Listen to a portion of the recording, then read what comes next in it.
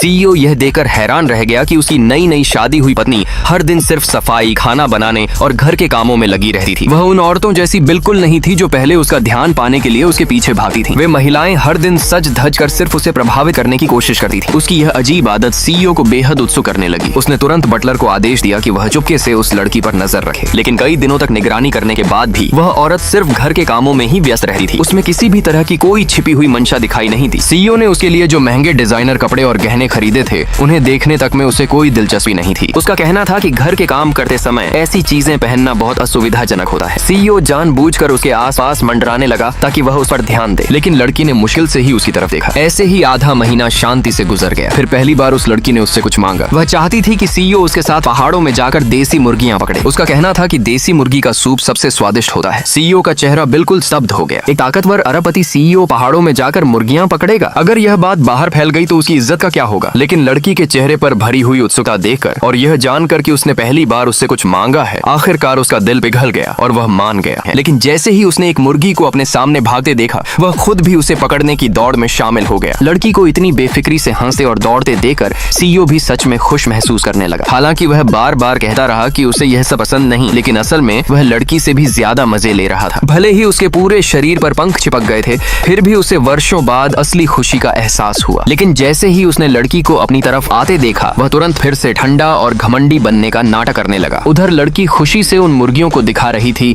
जिन्हें उन्होंने मिलकर पकड़ा था। लेकिन इससे पहले यह बेफिक्र और सीधी सादी लड़की एक फूड डिलीवरी वर्कर हुआ करती थी। हर बार जब वह कोई ऑर्डर पहुंचाती तो ग्राहक के सामने ही अपने कपड़ों की एक परत उतार देती और तुरंत एक कुरियर में बदल जाती। एक ही ट्रिप में वह 2 नौकरियों की कमाई कर लेती। उस महिला का नाम था हे युए लियांग। लोग उसे 21वीं सदी की अल्टीमेट हसल क्वीन कहते थे। ऐसी इंसान जो जरूरत पड़ने पर खुद को काम करते करते थका दे। लेकिन एक दिन लिफ्ट खराब होने की वजह से उसे दर्जन भर से ज्यादा पार्सल 20वीं मंजिल तक खुद उठाकर ले जाने पड़े।